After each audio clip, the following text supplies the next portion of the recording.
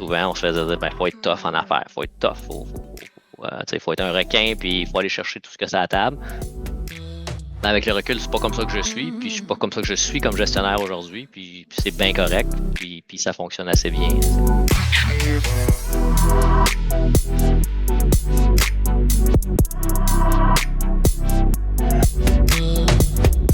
Alors, bienvenue à Meilleur humain, meilleur monde, rencontre avec des entrepreneurs visionnaires du Québec.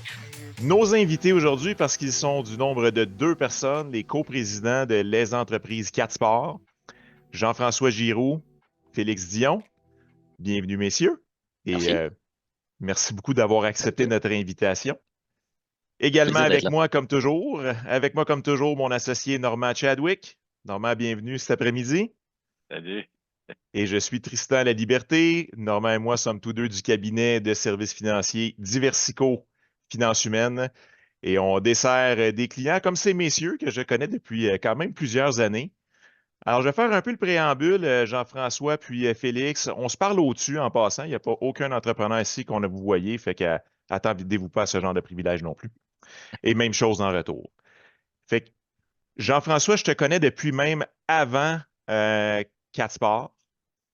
Quand je t'ai connu, tu étais dans le monde de la finance, dans un fonds de capital de risque. Et puis, fait qu'on s'est connus probablement en 2010 ou environ.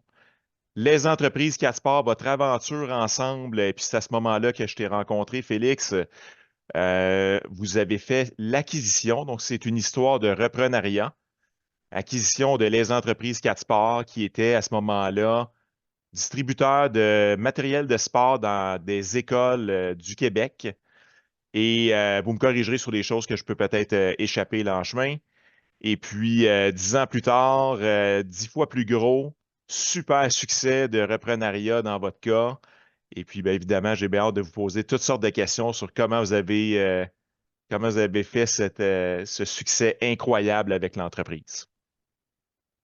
C'est Tristan. Alors, premièrement, contez-nous un peu l'histoire, comment vous vous connaissez avant Caspar, comment cette entreprise-là est venue sur vos radars et comment s'est passée là, cette transaction-là au tout début là, en 2013. Je vais te laisser aller, Félix, comme tu es à la genèse de tout ça. Je te laisse le plaisir Ouais. de raconter l'histoire. Fait que Jean-François et moi, on a eu la chance de se rencontrer en faisant un MBA en 2001. Suite à ce MBA, moi, je m'étais lancé en affaires dans une entreprise qui faisait la location d'appartements meublés au centre-ville à Montréal, là. Je me plais à dire que c'est l'ancêtre de Airbnb. Et j'ai revendu mes actions en 2010. Puis suite à ça, ben, j'étais à la recherche d'un nouveau projet. Je voulais replacer mes billes dans une autre entreprise, me réimpliquer. Et j'étais un très, très bon bénévole, en fait. J'étais sur le conseil d'administration de Volleyball Québec, entre autres, et dans le monde du sport. Et à un moment donné, ben, le CatSport était commanditaire à travers sa division de distribution de Mikasa Canada de Volleyball Québec. Et bon, j'ai eu des échanges avec le propriétaire à ce moment-là. Et puis à un moment donné, il me dit tout simplement, ben moi, il dit, je veux vendre cette entreprise-là. OK, parfait, intéressant. Et j'étais en train de travailler sur un autre plan d'affaires, un autre projet à mettre en place. Puis finalement, ben, est arrivée cette opportunité-là. Puis j'avais été en affaires seul. J'avais apprécié, j'avais aimé ça, mais j'avais pas envie de faire l'acquisition de 4 seul. Fait que j'ai fait une très, très courte liste des gens que je connaissais avec lesquels je me disais, ben, peut-être que je pourrais travailler, puis peut-être qu'ils seraient intéressés à être entrepreneurs, puis peut-être qu'ils ont du capital, puis tout ça. Puis ben, le premier en haut de la liste, c'était Jean-François. Alors, j'ai contacté Jean-François. On s'était rencontré à quelques reprises auparavant pour d'autres projets. Puis lui-même était dans le milieu de la finance, comme tu l'as présenté tantôt. Tristan ben, m'avait présenté certaines opportunités d'investissement à un moment donné. Puis je lui ai dit, ben, écoute, il y aurait ça qui pourrait être vraiment intéressant, en fait. Puis, ça te tente-tu d'embarquer? Alors, on s'est entendu ensemble. On a commencé à négocier ou on a continué à négocier, en fait, avec le vendeur. C'était le fils du fondateur, donc c'était Stéphane Catalan, d'où le nom de Cat Sport. Hmm. Et Donc, on a négocié avec Stéphane pendant plusieurs mois, pendant 16 mois à peu près, pour arriver à faire la transaction d'acquisition en juillet 2013. Hmm. Et si je me souviens bien, les premiers mois ont eu quand même leur lot de défis. On le sait que des transactions, ça peut avoir des lots de défis. Euh, Jean-François, peut-être tu peux me parler un peu de quels ont été les plus grands défis là, tu sais, pendant la transaction, Mhm. dans les mois qui ont suivi jusqu'à temps que vous soyez complètement approprié, puis que tous les défis de la transaction soient derrière vous. En fait, oui, c'est une très bonne question. Félix et moi sommes deux personnes assez rationnelles. Moi, je suis ingénieur de formation, j'ai en mécanique. Donc, des chiffres, des faits, ça, on en mange tous les deux, mais des émotions, puis des feelings un petit peu, mais moins. On avait affaire avec un parti, un vendeur de l'autre côté qui était un très, très bon homme d'affaires, en fait, mais il était beaucoup sur le feeling et ben, naturellement, n'avait jamais vendu d'entreprise lui-même. C'était la première fois qu'il passait à travers le processus. Donc, il y avait un petit défi au niveau de la communication. Félix et moi, on voulait des faits, on voulait des chiffres. Puis souvent, ça finissait avec ben, quelque chose d'hybride entre les deux, puis faites-moi confiance. Alors, la personne était pleine de bonnes intentions, mais je vous dirais qu'un des gros défis qu'on avait, c'est qu'on ne parlait pas tout à fait le même langage. Mais encore une fois, je peux comprendre et je respecte l'aspect émotif quand tu es propriétaire d'une entreprise. Il y a certainement d'émotions qui est impliquée d'une part, puis d'autre part, ben, quand c'est la première fois que tu traverses un processus comme celui-là, bien, c'est sûr que c'est plus compliqué un petit peu. Moi, j'étais dans le domaine transactionnel, dans le domaine financier pendant une douzaine d'années, donc je voyais ça comme une transaction comme une autre, là. J'avais un petit peu plus de recul. Donc ça a été probablement le plus gros défi qu'on a réussi à surmonter, puis on a mis chacun notre part de l'eau dans notre vin, puis ça s'est très bien terminé. Puis aujourd'hui, on est même encore 10 ans plus tard en contact avec le vendeur à quelques fois par année. Donc, l'histoire s'est bien terminée, mais ça a été une discussion et un processus assez ardu, je dirais. Suite à l'acquisition, ben, c'est le défi qu'on a rencontré, je vous dirais, a posteriori. C'est un concept qu'on voit dans les livres à l'école puis au MBA. On entend parler de culture d'entreprise, de culture, de l'importance d'une culture et tout ça. Quand tu le vis après ça, c'est de dire, bien là, je dois m'approprier cette entreprise-là d'une part. Donc, Félix et moi ne venions pas du domaine de la distribution nécessairement dans le domaine du sport. Pour ma part, c'était même c'était une première expérience comme entrepreneur, fait qu'il y avait beaucoup à apprendre. Euh, mais c'était aussi de se dire, bon, tu arrives, puis les gens qui sont là, ce pas des gens que tu as choisis nécessairement, c'est des bonnes personnes avec une belle expertise et tout ça, mais qui ont été choisis par les personnes avant toi, donc nécessairement qui adhèrent à une culture qui peut être assez différente de la tienne. Fait que je dirais, une des premières surprises qu'on a eues, puis c'est tout à fait normal, puis ça n'a pas été nécessairement une mauvaise surprise, mais ça a été de voir à quel point, ben, faut que tu t'adaptes aux gens qui sont en place, puis ça prend du temps, ça prend de la communication avant d'amener les gens à penser un petit peu de la même façon que toi, tu penses comme entrepreneur, à comprendre la vision, puis à y adhérer. Donc, ça a pris plus de temps qu'on pensait à y arriver. Bon, on pourra faire un petit peu le détail tout à l'heure, un petit peu plus de détail, mais on a déménagé l'entreprise, un déménagement assez drastique là, de la rive nord vers la rive sud de Montréal. Donc, c'est sûr que y a certains employés qui n'ont pas suivi, puis c'était pas vraiment l'intention, mais naturellement, il y a eu un changement à travers les années ou les mois suivants dans l'équipe. Ça a fait en sorte que ben, Félix et moi avons choisi au fil des mois les personnes avec qui on travaillait, puis ça a contribué fortement à bâtir la culture de l'entreprise qu'on a aujourd'hui. Donc ça a été une surprise, ça a pris beaucoup plus de temps qu'on l'aurait pensé, je te dirais. Normand? Oui, messieurs, début extrêmement intéressant. Félix, tout à l'heure, tu as mentionné que tu étais fait une short list là, d'investisseurs potentiels qui pourraient devenir associés avec toi dans cette entreprise-là. Heureux de savoir que Jean-François était sur le haut de la liste, mais souvent, les meilleures intentions, ça peut virer aussi pas comme on l'aurait souhaité. Oui. Puis souvent, on vient toucher l'aspect des valeurs, hein. Donc, est-ce que vous avez identifié justement des valeurs avec lesquelles vous pouviez connecter, vous identifier puis faire en sorte de dire, écoute, oui, c'est un bon gars, oui, il y a du capital, mais au-delà de ça, là, il y a de quoi qui clique, il y a une chimie qui s'installe, puis on sait que ça va bien aller. Et avez-vous passé à travers ce processus-là? Fait qu'écoute, non. Très clairement, comme j'expliquais tantôt, ben, Jean-François et moi, on s'était connus 13-14 ans avant. Au MBA. On s'était côtoyés, on avait eu du fun ensemble. On était des étudiants, fin de la vingtaine ou milieu de la, en tout cas, ouais, milieu, fin de la vingtaine à l'époque. On avait eu du plaisir, on avait travaillé fort, on avait déjà fait quelques travaux d'équipe, mais à la limite de noyer dans une équipe de 5, de 8 personnes, peu importe. Fait que c'est pas la même chose du tout. Et c'est un très, très heureux hasard qu'on ait la relation que l'on est en ce moment. Je me souviens, quand on cherchait à financer la transaction d'acquisition, à un moment donné, j'étais allé dîner ou déjeuner avec un financier qu'on essayait d'approcher. Puis bon, il nous a dit, il dit ça, c'est drôle. Il dit deux gars, il dit qu'ils prennent une bière puis qu'ils babochent ensemble, puis que là, ils s'imaginent qu'ils vont être entrepreneurs puis que ça va marcher. Fait que là, ma réponse avait été, ben, on n'est pas deux gars qui babochent ensemble parce qu'on ne se fréquente pas sur une base quotidienne, ni même hebdomadaire, ni mensuelle. On se voyait à quelques reprises à chaque année. On allait prendre un café. Il y avait des événements, peut-être des déjeuners ou des 5 à 7 avec des anciens amis du MBA, mais on ne se voyait pas sur une base régulière. Alors, à ta question première, est-ce qu'on a fait une vérification diligente l'un sur l'autre? Non. Donc, ça aurait pu être une catastrophe dès le début, tu as raison. Mais on s'en tire admirablement.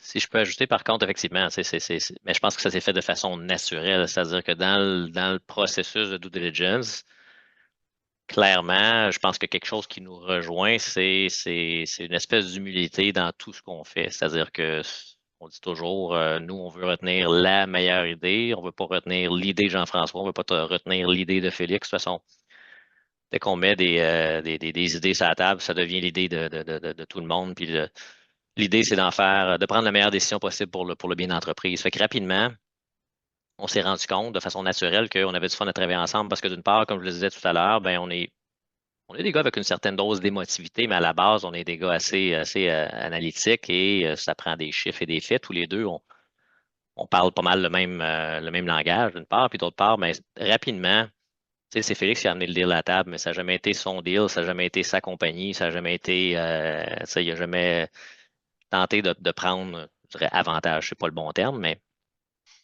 d'avantager sa position de ce fait-là. Rapidement, ça a été, on travaille ensemble, on met tout ce qu'on a ensemble, puis ben, la meilleure idée va l'emporter, puis on va se challenger mutuellement. Fait que déjà en partant, je pense que si on n'avait pas eu ce plaisir-là, puis s'il y avait eu un clash de culture, je pense qu'on l'aurait senti assez rapidement, puis on ne serait pas allé de l'avant. Donc, c'est de façon indirecte, ça s'est fait à travers un processus de vérification diligente qui a été assez long et assez émotif. J'ai l'impression que si on n'avait pas été fait pour travailler ensemble, on l'aurait su assez rapidement. Maintenant que 10 ans plus tard, on soit encore là, qu'on a encore du fun à le faire, ça effectivement, ben, il y a un aspect probablement chance dans tout ça, là, mais je crois qu'on l'aurait su assez vite parce que ça a été un processus assez ardu. Ouais. Ça fait 10 ans que je pense te charger un finder's fee, là, fait que...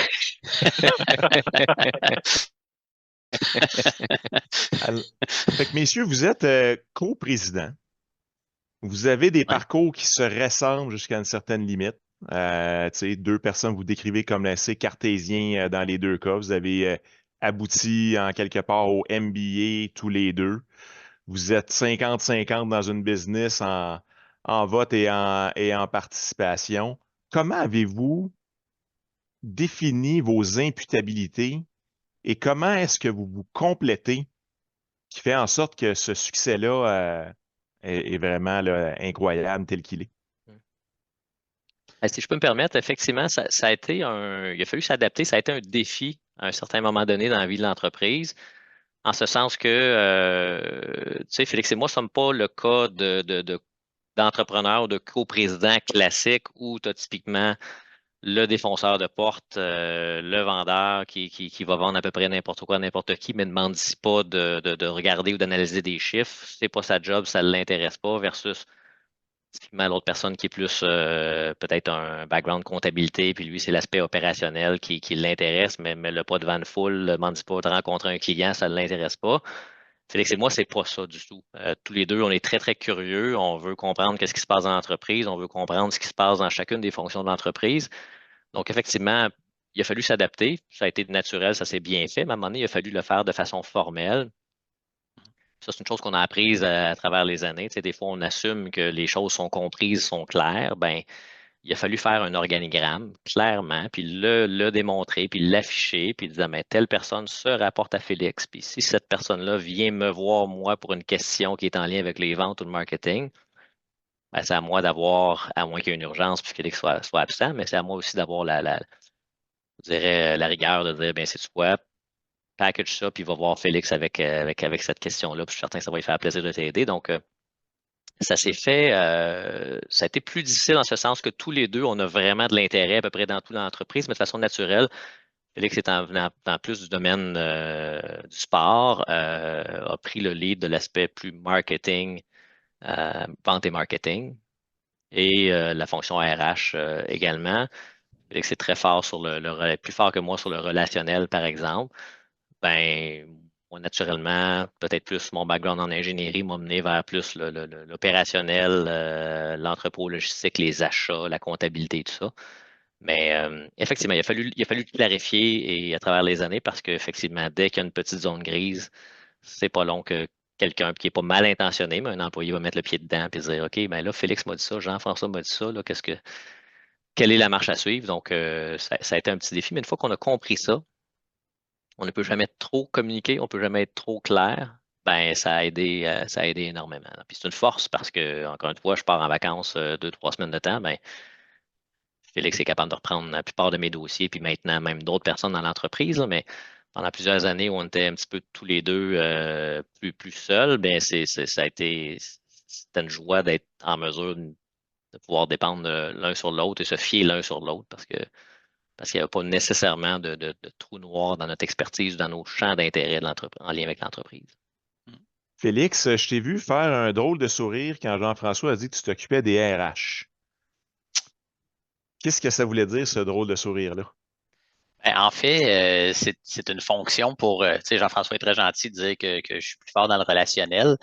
Je pense que ce qu'on a appris à travers le temps, c'est que les RH, c'est beaucoup plus que le relationnel. Puis, c'est une fonction c'est une fonction qui est capitale au sein de notre entreprise, mais au sein de toutes les entreprises, assurément. C'est une fonction que, comment je dirais, chacun de nous voulait s'en occuper, puis voulait pas vraiment s'en occuper. Alors, bon, c'est moi qui ai ramassé cette fonction-là. Ça s'est pas fait dans la violence ou dans le sens où c'est pas me faire violence que de le faire, mais c'est pas la fonction avec laquelle on est nécessairement le plus à l'aise. Un peu ce que disait Jean-François tantôt, on est très rationnel, très cartésien, on n'est pas des super champions de la communication à l'interne. On fait des efforts dans ce sens-là, puis on met des outils en place pour y arriver, évidemment. Mais c'est pas quelque chose qui est naturellement venu vers ah oui, ben moi, je m'occupe des RH. Là. Alors, c'est d'où mon sourire tantôt. C'est comme si c'était la fonction qui a été prise à la toute fin là, qui restait sur la table, mettons. Là. C'est le dernier choisi au ballon chasseur. Là. Ouais, c'est ça. De mémoire, tu étais en vacances quand la décision a été prise, Félix. Ouais, je pense que oui, exactement. Je suis revenu puis j'étais VPRH. Normand, tu avais une question? Ben oui, mais c'est un peu dans la même ligne parce que tout à l'heure, vous avez mentionné que quand vous avez acheté la société, il y a quand même eu un changement de culture important. Là, on passe d'un entrepreneur qui va sur le feeling à des entrepreneurs qui sont plus axés sur les résultats ou en tout cas les faits, comme vous l'avez décrit. Un déménagement, comment ça s'est passé, ce changement de culture-là? Est-ce que vous vous êtes fait aider? De quelle façon ça a été reçu? C'est quand même, on deal, veut pas, avec des humains qui ont eu une culture bien imbriquée pendant plusieurs années. Là, j'ai comme l'impression qu'il y a vraiment eu un changement à 180 degrés. Comment ça s'est passé? Puis c'était quoi les impacts de tout ça? Ben, en fait, quand on a fait l'acquisition de Catsport, rapidement, il y avait Jean-François et moi, puis 2 autres personnes qui étaient dans le bureau, puis peut-être 2 ou 3 dans l'entrepôt. Alors, c'était une équipe qui était somme toute assez limitée, Okay. avec lequel on a réussi à s'entendre au départ relativement bien. Je pense que, étant donné que ni Jean-François ni moi ne venions du milieu de la distribution, à la limite, pas du milieu de la distribution d'articles de sport en plus, puis pas de la distribution institutionnelle non plus. Alors, on avait tout à apprendre. Alors, on s'est fié beaucoup à la connaissance de une ou deux personnes qui étaient dans l'entreprise depuis plusieurs années, en fait. Puis, à la limite, je dirais, ben, on essayait d'apprendre au fur et à mesure comment l'entreprise fonctionnait, même à la limite d'apprendre quels sont les articles, quels sont les clients, comment les clients fonctionnaient eux-mêmes dans leur système à l'interne. Donc, on a eu je dirais, à s'appuyer sur ces gens-là de façon assez importante. Puis après ça, ben, au bout de, est-ce que c'est 6 mois, 1 an, ou je ne sais pas trop combien de temps, à un moment donné, on commençait à se rendre compte peut-être qu'il y avait certaines inefficacités ou certaines décisions, certaines orientations qu'on a voulu prendre de façon un peu plus claire. Et là, je dirais que c'est à ce moment-là, peut-être que le clash de culture est venu un petit peu plus, de façon un petit peu plus importante. Il y avait des situations où est-ce que il y a des erreurs qui arrivent, c'est pas grave, ça coûte 10 Ouais, 10 si tu n'y fais pas attention, c'est le bottom line et même un peu plus dans certains cas. Alors, ça devenait important de corriger ou de recadrer, en fait, où on s'en allait à ce niveau-là. Et avec le temps, je pense que, en fait, il y a une couple de personnes qui ont été très patientes aussi dans l'entreprise. On ne les a pas brusquées, mais de changer de système informatique, de changer de propriétaire, changer de propriétaire d'abord, de changer de système informatique, de déménager à une cinquantaine ou une quarantaine de kilomètres de l'origine de l'entreprise, d'amener à la limite une nouvelle philosophie d'achat, une nouvelle philosophie de vente, à un moment donné, cette personne-là vivait changement par-dessus changement. Puis, à un moment donné, nos routes se sont séparées, en fait. Là. Voilà. Ce qui est bien dans ces situations-là, en fait, c'est que on a eu à prendre des décisions difficiles au courant des dernières années. Il a fallu inviter des gens à aller se réaliser ailleurs parfois, mais ce qu'on réalise aussi, c'est que puis on utilise le mot culture aujourd'hui, mais à l'époque, on ne parlait pas de ça. Là. On parlait peut-être plus de notre façon de faire, puis c'est ça, notre façon de voir les affaires. Mais de façon naturelle, les gens qui collent à cette culture-là vont rester. On va attirer des gens qui se reconnaissent dans cette façon de faire-là. Puis à l'inverse, de façon assez naturelle, les gens qui s'y retrouvent pas, bien, on avait souvent pas à avoir la discussion difficile parce que ça devenait juste naturel. J'ai plus de fun à faire ce que je fais ici. Ben, on se serre la main, puis chacun continue son chemin de son côté. Fait que ça s'est fait avec le recul. On réalise aujourd'hui ce que c'était l'implantation de la culture, puis ce que Félix décrit très bien, c'est le choc qu'il y a eu pour les employés. Là, c'était beaucoup pour nous autres, c'était juste normal. On avançait, puis ça allait de soi. Mais les employés ont eu un choc assez important, coup sur coup. Dans les premiers 18 mois, ça a changé vraiment à 180 degrés. Ben, ça s'est quand même fait de façon assez naturelle là, à travers les mois et les années. Puis, dans quoi avez-vous eu besoin de vous développer? Là, je parle de vous comme humain ou vous comme entrepreneur parce que, bon, Félix t'a parlé que tu avais quand même un passé, le fondateur de Pré-Airbnb, mais toi, Jean-François, tu n'étais pas en affaires avant l'aventure 4 Sports. Puis là, 10 ans plus tard, la business a grandi là, d'une manière fulgurante. Comment vous avez eu à vous développer comme entrepreneur en cours de route pour suivre le rythme de votre propre business? Ben, si je peux me lancer, moi, ce qui a été extrêmement difficile, c'est de comprendre que chaque personne n'est pas drivée de la même façon que toi-même. Quand tu vis avec toi-même depuis 30, 40 ans, tu te dis, bon, ben, tout le monde doit être à peu près comme ça. Puis je suis pas meilleur que les autres, loin de là. C'est pas dire que les gens devraient être, nos collègues devraient tous être comme on l'est ou comme je le suis, loin de là.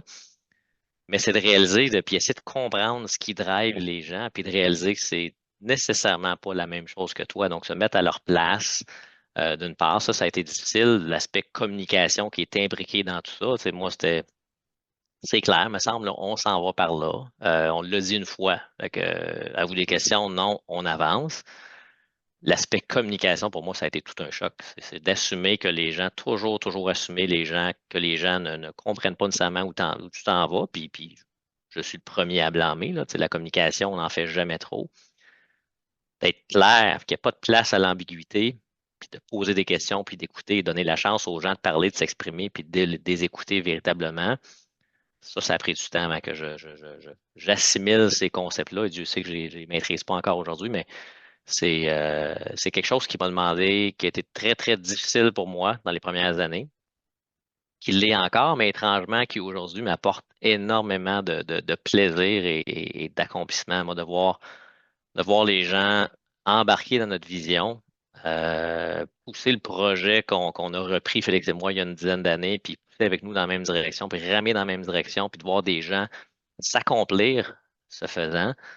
Pour moi, c'est une réalisation qui est absolument extraordinaire. Puis je n'avais pas vu cet aspect humain-là dans l'entrepreneuriat, je ne l'avais pas vu venir du tout. Moi, je me disais, ça va être une business, ça va être des chiffres, on va réaliser des projets, on va compétitionner contre des joueurs dans le marché, puis, mais l'aspect humain, l'aspect accomplissement des gens qui nous entourent, puis de voir des gens pousser dans la même direction, je trouve ça vraiment très, très, très, très positif. Fait que ça, à travers les années, j'ai appris à apprécier ça. Voilà. Toi, Félix, dans quoi tu as eu besoin de te développer? Je pense qu'il y a un peu dans le même sens que Jean-François, il y a tout un aspect de patience, il y a tout un aspect de délégation, de faire confiance, d'être en mesure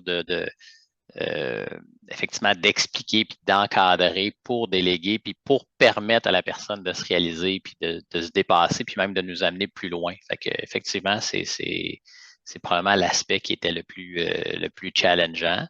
Parce qu'après ça, d'apprendre comment ça fonctionne, de faire de la distribution, comment acheter, comment vendre, ça, c'est pas si compliqué. C'est plus facile de le circonscrire directement. Après ça, de bien interagir, puis de bien comprendre, puis de bien écouter, puis de bien communiquer, puis encore une fois, de gérer ses propres attentes face à la performance ou face aux façons de faire des gens qui travaillent avec nous, puis de leur permettre de progresser là-dedans. Ça, c'est beaucoup plus large. C'est de la psychologie 101, là, dans le sens où tout ce que l'on fait va toucher à ça.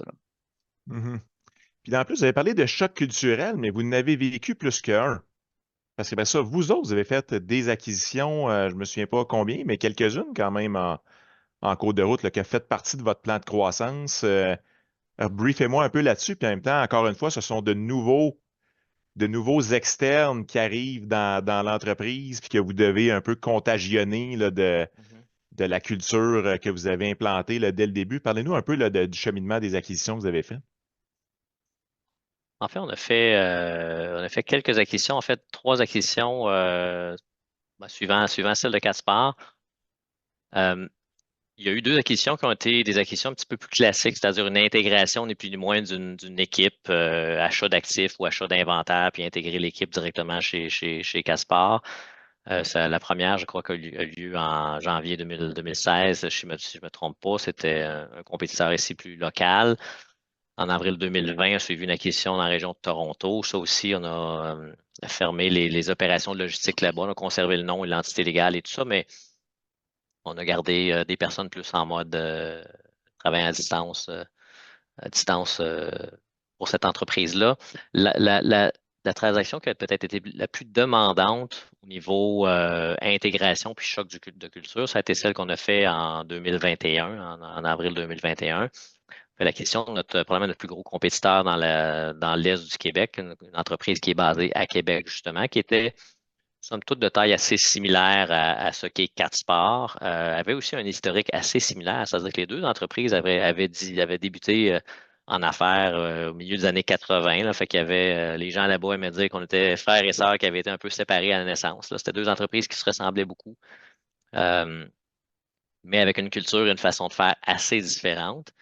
Ça, je te dirais que c'est là qu'on a réalisé l'importance d'une culture et humblement la force de la culture qu'on a développée ici chez Catspar. C'est-à-dire que l'humilité, le respect, l'ouverture d'esprit, c'est beau, c'est des beaux mots un peu cheesy, là, mais c'est vraiment ce qu'on applique chez Catspar. Puis quand on fait une acquisition de cet ordre-là, on n'arrive pas là en conquérant, en disant, ben OK, c'est notre façon de faire maintenant, puis on efface le passé, puis on recommence à zéro.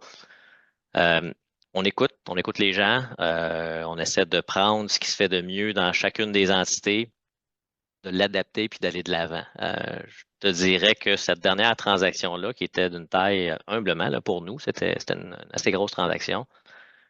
Quand on regarde derrière, vraiment, je pense que l'approche qu'on a prise puis notre façon de faire les affaires a été pour beaucoup dans le succès de l'entreprise. Il n'y a pas un employé qui a quitté après la transaction. Tu sais, c'est le classique, là, une acquisition. Bon, ben c'est beau, tu payes le plein prix, puis 6 mois, un an après, à peu près la moitié de la moitié de l'équipe a quitté. C'était une entreprise de la région de Montréal qui faisait l'acquisition d'une entreprise de la région de Québec aussi. Tu sais, il y avait pas une petite appréhension de l'autre côté de la 20. Puis je pense humblement, ça nous lançait trop de fleurs. On l'a fait de façon assez smooth, assez humble.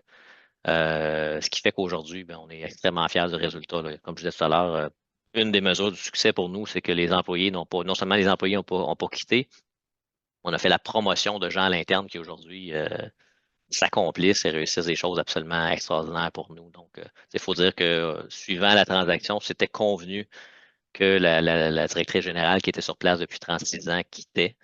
Donc, c'est sûr qu'il y avait une ouverture pour une modification, une approche différente de faire des affaires, mais ça s'est passé de façon très, très positive pour nous. Puis j'aime croire que l'aspect culturel a joué pour beaucoup dans le succès de cette transaction-là. Je suis intéressé d'en savoir un peu plus aussi sur qu'est-ce qui compose la croissance. Fait que forcément, pardon, il y a des acquisitions qui ont permis d'aller chercher là, d'un seul coup des grosses bouchées et de grossir la business. Mais quoi d'autre vous avez fait dans ces 10 dernières années-là qui fait en sorte là, la grosseur de la croissance dans laquelle vous vous êtes retrouvé? C'est quoi les éléments clés? Puis c'est quoi les décisions clés ou les moments charnières là, qui sont des jalons de cette croissance-là? Il y a plusieurs choses. Une des premières choses ou une des choses peut-être les plus frappantes au départ, Catsport était très, très bon pour vendre une relativement petite quantité d'articles. Là, on parle de peut-être 1000 ou un peu plus que 1000 produits différents dans les écoles, principalement au Québec, un peu à l'extérieur, mais vraiment principalement au Québec. Alors, une des choses qu'on a faites, excusez-moi, puis il y avait des prix qui étaient très, très compétitifs. C'était beaucoup basé sur le meilleur prix tout le temps, puis on va écraser la compétition par le prix. Puis il faisait ça grâce à un bon système au niveau des importations, ce qui permet de couper les intermédiaires puis d'offrir un meilleur prix à la clientèle finale. Ce qu'on a fait à un moment donné, c'est on s'est dit, ben peut-être qu'on peut offrir plus d'articles. Donc, on est allé chercher des articles chez des distributeurs nationaux ou nord-américains reconnus, là, des grandes bannières, des grandes marques en fait, où est-ce qu'on a élargi d'une part la gamme d'articles. Puis on a élargi aussi la gamme d'articles qu'on importait. On a accepté dans certains cas d'aller chercher des marges un peu plus fines, ou dans certains cas, ben, on a dû réajuster un petit peu les prix de vente pour nous permettre de vendre plus d'articles. Donc, ça, c'est une première chose. Deuxième chose qu'on a fait aussi, typiquement, Catsport vendait dans les écoles directement, puis encore une fois, pas cher, beau, bon, pas cher, rapidement. Ce que de plus en plus dans le marché, puis c'est vrai depuis assurément une dizaine d'années, c'est il y a de plus en plus d'appels d'offres. Puis c'est des appels d'offres où c'est souvent le plus bas soumissionnaire devient le fournisseur officiel de plusieurs ou enfin un regroupement de plusieurs centres de services scolaires, là. Et donc, étant donné qu'on était efficace par notre structure, efficace par nos achats, par nos importations, on s'est assuré de remporter plusieurs de ces appels d'offres-là. En fait, à un certain moment, on les avait à peu près tous remportés. Donc, on devenait fournisseur d'une quantité phénoménale d'écoles ou de centres de services scolaires au Québec. Donc, ça nous a permis d'avoir une croissance organique assez importante. Donc, on imagine plus d'écoles, puis en plus d'articles. Donc, on devient vraiment un one-stop shop. Ça, c'est une première chose. Après ça, ce sur quoi on a travaillé aussi au cours des dernières années, c'est de dire, OK, on est bon dans le marché municipal ou dans le marché scolaire, pardon. Est-ce qu'on peut essayer d'aller tâter le marché municipal, justement?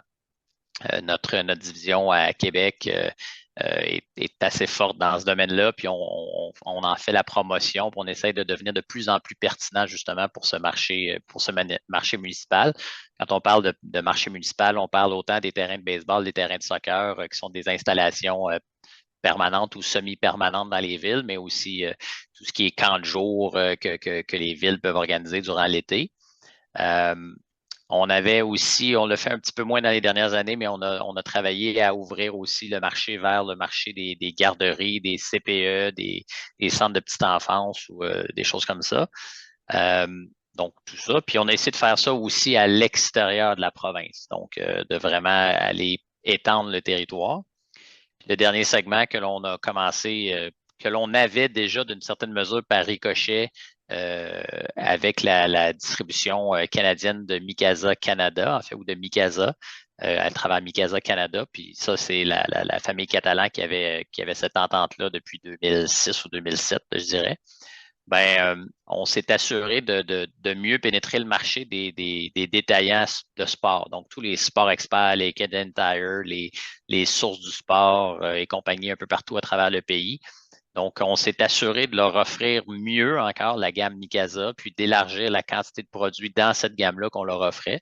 À travers les années, on a ramassé aussi la distribution pour une autre marque finlandaise de bâtons de floorball, entre autres Excel, pour ne pas la nommer. On est devenu aussi, avec certaines opportunités dans le marché, devenu agent manufacturier pour une gamme de produits de natation et de plongée récréative, de snorkeling. Alors, on a élargi aussi cette gamme-là, puis on l'offre aux détaillants. Donc, je dirais à la fois augmentation du nombre d'articles offerts, augmentation du type de clientèle, puis diversification géographique en plus. Tous les éléments sont là pour être très efficaces et très performants. L'aspect aussi, je crois que c'est un bon moment pour être en affaires. Il y a beaucoup d'opportunités d'acquisition qui nous sont présentées dans le marché, peut-être un corollaire de peut-être notre façon de traiter nos clients, nos fournisseurs, nos collègues avec respect. Il y a plusieurs opportunités qui nous sont présentées, quelques opportunités qu'on regarde. Et voilà, assurément, pour le futur, si les choses continuent à bien aller, les acquisitions vont faire partie de la recette pour la croissance future. Normand? Félix, tu as mentionné quand même une belle percée, part de marché avec le gouvernement, que ce soit les centres de services scolaires ou autres. On peut même faire slash ville, donc tout ce qui est de l'institutionnel, là, en quelque sorte. Exact. On entend souvent parler des entrepreneurs qu'ils ont soit de la difficulté à percer ce marché-là ou c'est pas un marché qui est attrayant pour eux. Il semblait avoir quand même un succès important là-dedans. En même temps, ça peut devenir un arme à deux tranchants. Si vous perdez ce client-là ou ce type de client-là, ça peut faire mal vraiment à la société. Est-ce que ce type de client-là est très différent de ce qu'on retrouve dans l'entreprise privée? Comment vous gérez cette relation-là? C'est quoi les points clés là, si on veut s'adresser à des entrepreneurs qui pensent faire affaire avec une partie du gouvernement ou autre? Y a-t-il des éléments qui sont distinctifs là, par rapport à ça? Je veux dire, ça peut ne pas se limiter qu'aux appels d'offres. Je peux pas croire. Il doit y avoir d'autres éléments, là. Je pense que les clients institutionnels, disons scolaires, ont les mêmes attentes que les clients B2C ou même B2B, dans le sens où ils veulent être servis rapidement, ils veulent avoir un bon service, ils veulent avoir des prix compétitifs. Puis dans le cas des appels d'offres, c'est doublement important. Puis ils veulent avoir un éventail de choix, puis après ça, d'articles, mais après ça, dans le choix d'articles, évidemment, d'une certaine qualité pour pouvoir passer à travers ça. Ce qu'ils ne veulent pas, c'est que les fonds publics soient juste dilapidés dans de la cochonnerie, là. Donc, à un moment donné, dans la mesure où on répond à ces critères-là, ça peut aller. Après ça, nous, on fait affaire, c'est gouvernemental ou paragouvernemental, là, je ne sais pas comment le classer. Puis on se rend compte que même d'un centre de services scolaires à l'autre, les règles de fonctionnement interne sont bien différentes. Je pense que ce qui est important, c'est de bien comprendre qui sont les clients ou quelles sont les différentes étapes d'approbation à travers le client qui est l'éducateur physique ou le prof qui veut commander du matériel à travers quelles sont les étapes à travers lesquelles il doit passer. Puis après ça, de comprendre qui va nous payer et à quel moment. Puis une fois qu'on comprend bien les règles, en tout cas, j'ai pas la perception que c'est tellement plus compliqué ou tellement différent d'un autre type de clientèle. Ce qui est intéressant, puis ce qui plaît beaucoup à nos financiers, excuse-moi, ce qui plaît beaucoup à nos financiers aussi, c'est que on sait qu'on va être payé éventuellement. Dans la mesure où on a rempli le service, on va être payé. Il n'y a pas de défaut de paiement, là. On a une clientèle assez particulière en ce sens que ce sont des gens éduqués, ce sont des gens qui sont passionnés, qui ont la vocation, des professeurs d'éducation physique. Mais encore une fois, comme le décrit Félix, dans certains cas, bon, ce sont plus des acheteurs professionnels dans les centres de services avec qui on fait affaire, mais souvent, ce sont des professeurs d'éducation physique directement et ou les secrétaires d'école par le fait même, puis dont le métier n'est pas d'acheter du matériel, là. Tu sais, c'est des gens que ils n'ont pas de temps pour faire ça, là. Tu sais, ils font ça sur le coin d'une table, puis ils le font très bien, là, mais ils n'ont pas de temps à l'horaire qui est prévu pour ça. Fait que d'autant plus important de les servir correctement. C'est-à-dire que ces gens-là, s'ils sentent qu'ils peuvent te faire confiance, s'ils sentent que bon, il y a un problème avec un article, puis dans la mesure où ça respecte les politiques de garantie, on va les aider, on ne les laissera pas seuls, ils ont des budgets restreints. Fait qu'à partir du moment où ces gens-là ont un lien de confiance qui est établi, bon, chaque marché a ses particularités. Mais c'est un marché où généralement, il va y avoir assez de loyauté. Tant que tu sers le client correctement de façon efficace, c'est un marché qui va demeurer assez loyal. L'autre chose, ben, pour répondre à ta question aussi, c'est qu'on a diversifié à travers le temps, comme l'a décrit Félix, les différents segments qui peuvent apparaître de l'extérieur comme étant assez semblables, mais tout ce qui est municipal n'a pas la même dynamique non plus d'achat, les CPE non plus. Les ventes à travers les magasins détail. Le réseau d'écoles privées achète de façon assez différente que le réseau public. Donc, c'est un marché de l'extérieur qui peut apparaître assez homogène, mais nous, ce qu'on voit, c'est qu'il y a une certaine complémentarité. Puis dans certains cas, un marché va prendre le dessus sur l'autre à certains moments de l'année ou dans certaines situations. Puis cette diversification-là nous permet de nous en sortir assez bien. Quand vous regardez votre parcours, vous avez appris un paquet de choses, là, évidemment, là, à travers ces 10 années-là. Si vous aviez un bon conseil à donner à quelqu'un qui est sur le point d'acheter une business de distribution, là,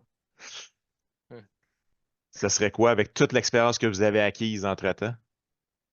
Oui, ben, écoute, je peux me lancer. Il y en a plusieurs, là, puis encore une fois, c'est très, très personnel. Dans mon cas, j'avais un cheminement particulier qui m'a amené peut-être peut-être à donner le conseil d'être soi-même, de demeurer soi-même, de se faire confiance. Au début, quand tu tombes gestionnaire, tu te dis, OK, est-ce que je dois être stoïque? Est-ce que je dois pas montrer mes émotions? Est-ce que je dois avoir l'air d'un boss? Ou au contraire, c'est correct des fois de laisser aller un peu ses émotions, puis de s'ouvrir, puis de se montrer vulnérable. Au début, tu sais pas trop sur quel pied danser, en tout cas dans mon cas.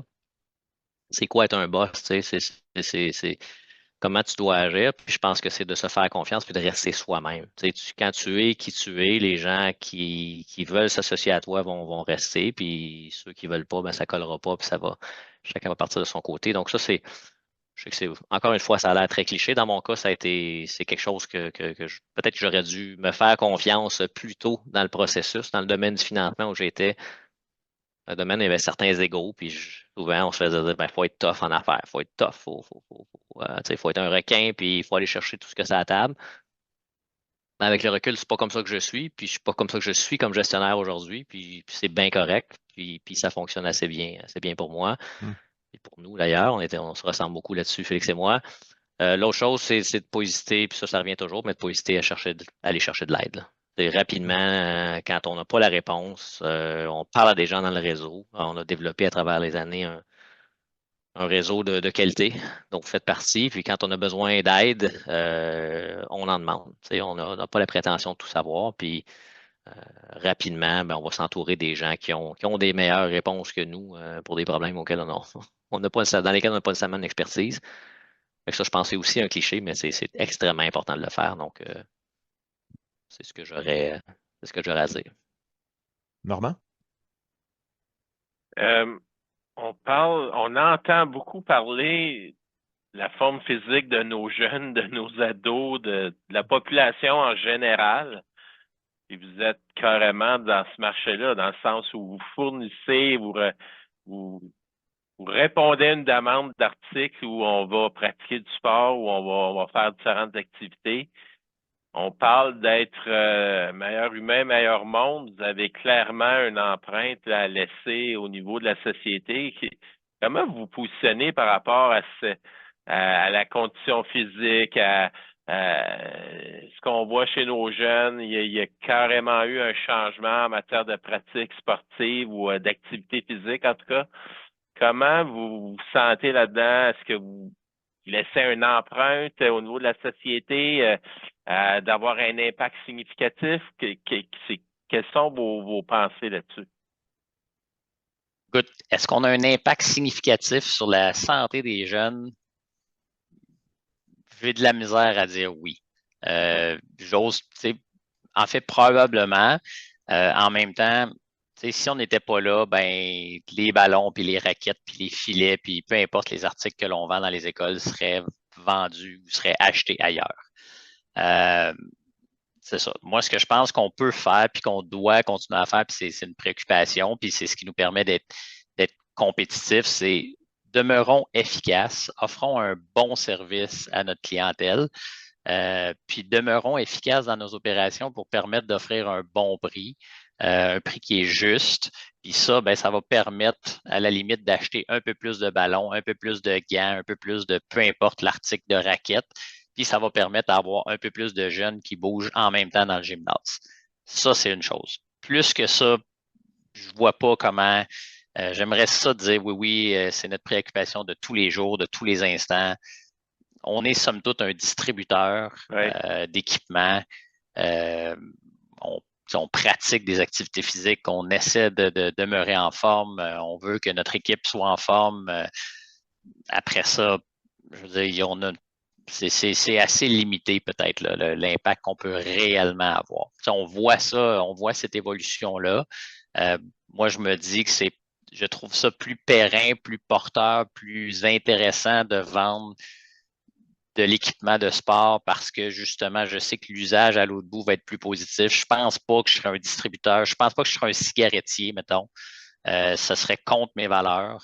Puis je vois pas de pérennité là-dedans non plus, dans le sens que tu ne fais que tuer lentement tes clients. Là. Moi, j'ose croire que les clients que l'on a vont continuer d'être nos clients, à la limite, s'ils deviennent enseignants ou professeurs ou plus tard. Je parle les utilisateurs, pas nos clients actuels, mais les utilisateurs de notre équipement.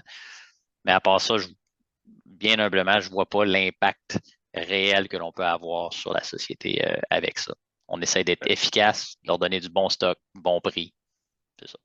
Mais à travers les équipements que vous distribuez, est-ce que vous voyez que l'offre sportive ou l'offre d'activité physique, écoute, nécessairement doit être très différente parce que moi, je me souviens quand on était jeune, j'ai plus que 50 ans.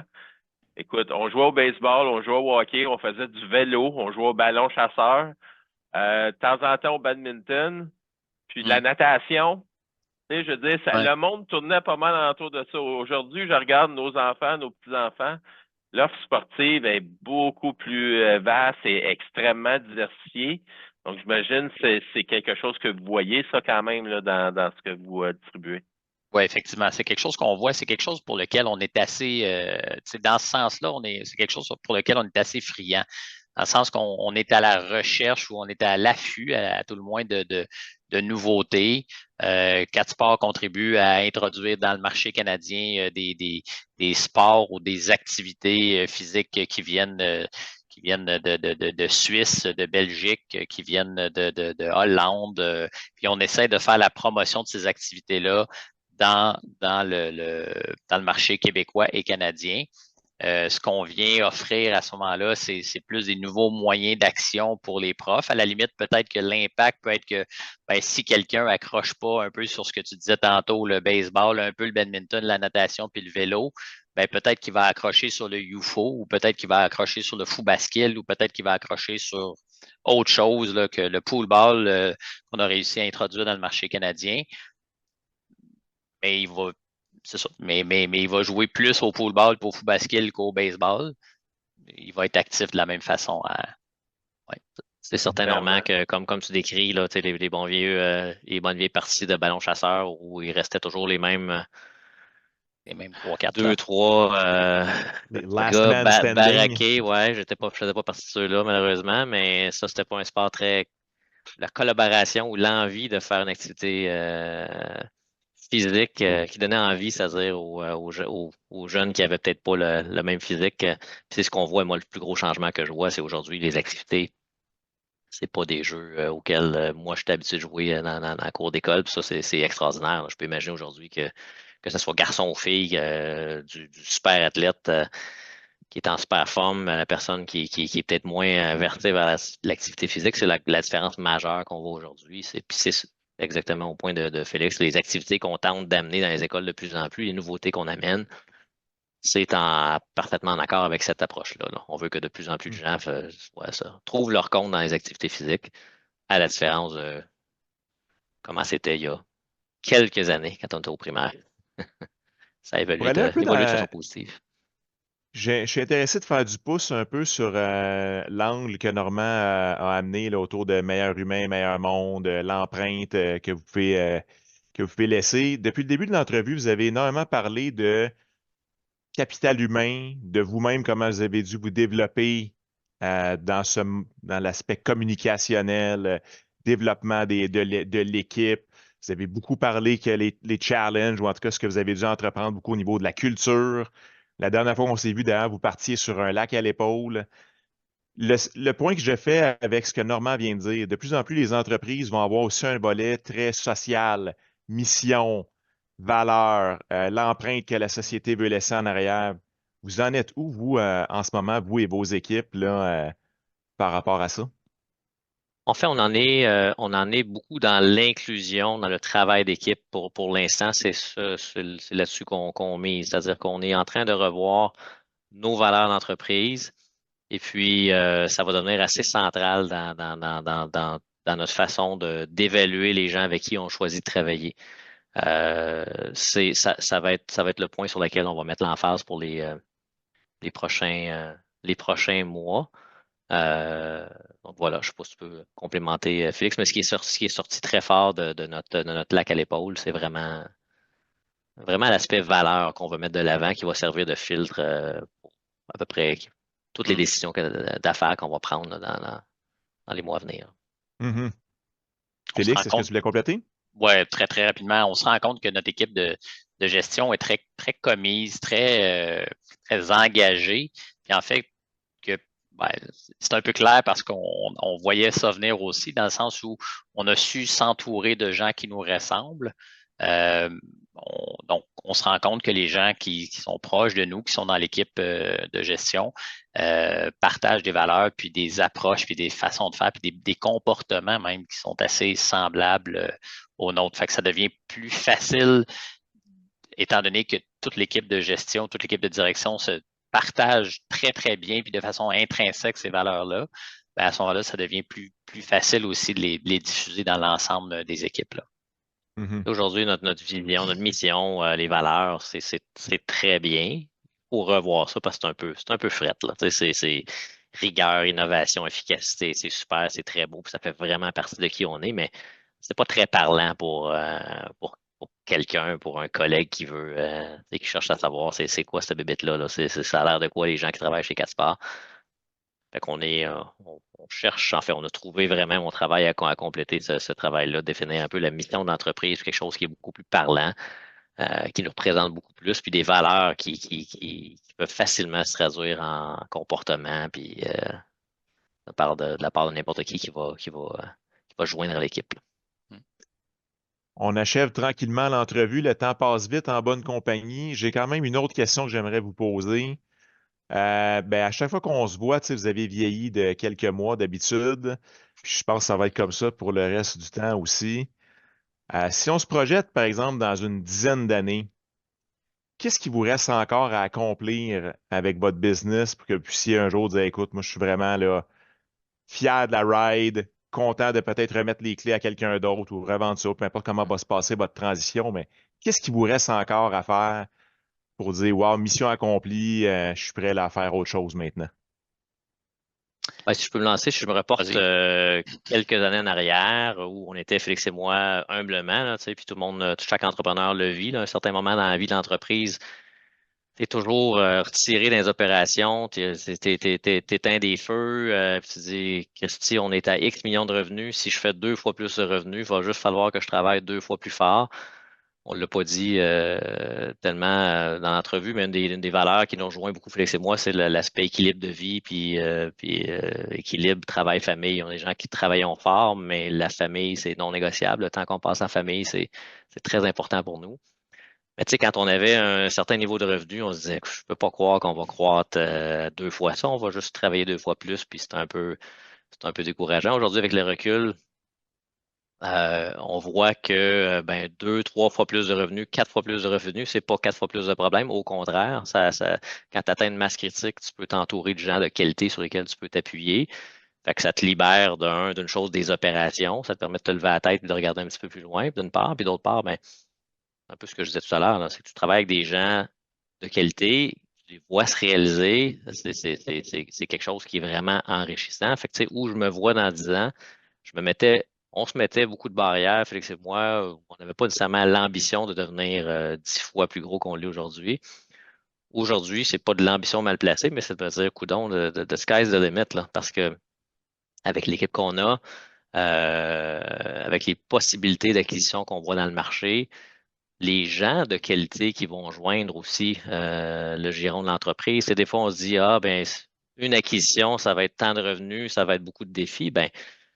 Nécessairement, une bonne acquisition, il y a des gens de qualité qui vont venir avec ça, qui vont venir enrichir la culture, enrichir notre expertise, puis ça va être super trippant de s'appuyer sur ces gens-là, puis aussi de les voir s'accomplir. Fait que moi, je vois pas de limite à où on peut être dans 10 ans. Je me mets plus de limite, en fait, comme je l'ai déjà fait, puis j'ai pas de misère à croire qu'on va continuer à avoir du fun dans 5-10 ans, qu'on soit à peu près à la même taille ou qu'on soit à 5 fois au niveau de revenus qu'on a aujourd'hui. J'ai bien hâte de voir ce qui nous attend, mais il n'y a pas de limite, je pense, à ce qu'on peut faire quand on a une équipe, une bonne équipe. Félix, est-ce que tu aurais aimé dire quelque chose pour compléter ça? Je suis 100% d'accord. C'est vraiment plaisant de voir l'équipe qui est en place, de voir les gens se réaliser, les gens se dépasser même, les gens, à la limite, d'entendre, directement ou indirectement, mais d'entendre les gens rêver de qu'est-ce qu'ils pourraient faire dans le futur. Puis ça, c'est vraiment le fun. Fait que moi, je me dis, est-ce que notre mission, Jean-François et moi, peut être de leur permettre ça? Tout à fait. Non, moi, j'ai été inspiré par ce que vous venez de dire aussi, qui certainement fait partie de votre culture, j'ai l'impression. Tu sais, vous avez réussi à garder l'équilibre à travers tout ça. Vous êtes deux pères de famille, vous avez les deux les mêmes conjointes depuis le début de votre vie. Vous vous gardez en forme. La business a toujours été en santé à toutes les fois qu'on s'est vu. La business a toujours été en santé et dans une croissance fulgurante tout en étant soutenable. Félicitations d'avoir gardé tout cet équilibre-là dans ces différents aspects-là de votre vie. C'est vraiment pas quelque chose de, qui est à prendre pour acquis, là. On est conscient, ça fait partie de du prisme à travers lequel on évalue chaque opportunité dans le futur, là. Si ça nous apporte quelque chose, puis il y a des gens de qualité qui joignent à l'aventure, go, on avance. C'est un aspect très important en vérification qu'on fait. Ouais. Alors, en vous laissant, vous nous avez dit que vous étiez quand même fan du podcast. Vous avez écouté plusieurs de nos podcasts que vous avez aimés. Si vous pouviez nous proposer une question que vous aimeriez donc qu'on pose à nos prochains invités, question qui aurait de la valeur pour tout le rayonnement de l'entrepreneuriat au Québec, est-ce que vous pourriez nous donner une question gratuitement? Rien de gratuit dans la vie, Tristan. Je sais, je m'enverrai la facture par après. Je me lance avec une. Ça va être la mienne. On est des gens sérieux, mais qui ne se prennent pas au sérieux. L'aspect plaisir fait partie de ce qu'on est. Puis si on n'a pas de fun à faire ce qu'on fait le matin, on le fera plus. Par contre, c'est facile de tomber dans le sérieux. Puis, tu sais, c'est des décisions importantes parfois qu'on doit prendre. Puis, moi, je poserais la question à savoir comment tu fais pour rester dans le plaisir. Comment tu fais pour garder les pieds sur terre, puis pas oublier que, bon, à part certaines exceptions, généralement, comme entrepreneur, on ne sauve pas nécessairement des vies. Mettre les choses en perspective. Dans notre cas, je pense que tu le dis, c'est ça, on a assez bien réussi, mais c'est toujours, il faut toujours ça, garder ça en tête, puis c'est précieux, il faut le garder. Mais comment tu fais pour garder le fun, le plaisir au centre de tes préoccupations comme entrepreneur? Parce que si on n'avait pas ça aujourd'hui, on ne serait pas ici, assurément. Donc, voilà. Super. Hey, félicitations, messieurs, pour ce cheminement. Merci beaucoup de nous avoir accordé du temps. On sait que le temps est une ressource très limitée, encore plus quand on est en affaires et père de famille et tout le tralala. Merci de votre temps. Ça a été vraiment un plaisir de vous recevoir. Normand, est-ce que tu aimerais dire quelque chose pour compléter l'entrevue? Moi, ce qui m'a impressionné, c'est vraiment votre croissance, votre cheminement, mais vers la fin, on a parlé des nouvelles idées, des nouveaux sports que vous pouvez amener, importer de l'étranger, puis amener ça dans nos écoles ou ailleurs, dans notre culture à nous, puis d'inciter des gens à bouger de façon différente, à s'initier à des sports différents. Et puis ça m'a vraiment touché de savoir que il y a des gens comme vous qui allaient au-delà de la distribution puis qui pensent à ce genre d'éléments-là. Encore une fois, merci. Merci pour ça. Merci pour votre temps. Puis je vous souhaite beaucoup, beaucoup d'années de succès parce que le succès que vous allez avoir nécessairement va faire bouger des gens dans nos communautés. Donc, on souhaite ça à tout le monde. Merci beaucoup, Les gars. Normand, ton bon mot. Bien plaisant. Ouais. À la prochaine, messieurs. Merci.